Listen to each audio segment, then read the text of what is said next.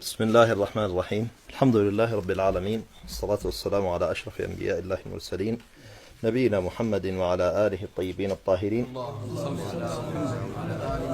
ثم أما بعد أن تكلمنا في الدرس السابق عن العترة من خلال حديث المهدي من عترتي من أهل بيتي، وتكلمنا من هم العترة ومن هم آل البيت، ووصلنا إلى الإمامة.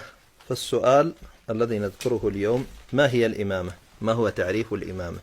والذي نقصده إمامة أهل البيت، إمامة العترة. هي مقام ومنزلة تشبه مقامات الأنبياء، إلا أنه لا وحي فيها، وفيها من الأعمال والعلم والإلهام والتطهير وإذهاب الرجس. ومنه قول الرسول صلى الله عليه وآله وسلم: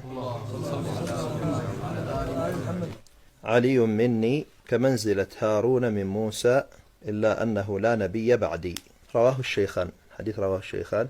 ونحن نعلم أن هارون كان وزير موسى، قال موسى: واجعل لي وزيرا من أهلي هارون أخي اشدد به أزري وأشركه في أمري كي نسبحك كثيرا ونذكرك كثيرا إنك كنت بنا بصيرا. قال: قد أوتيت سؤلك يا موسى.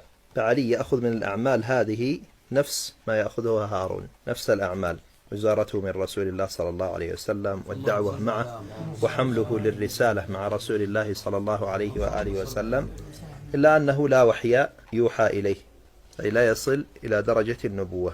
إذن نقول القاعدة: كل نبي إمام وليس كل إمام نبي. كل نبي إمام وليس كل إمام نبي. قال الله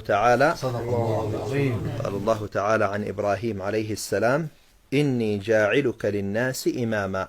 قال: ومن ذريتي. قال: لا ينال عهد الظالمين، يعني بمعنى أن من ذريتك للتبعيض، أنهم منهم أئمة، والظالمين منهم لا ينالون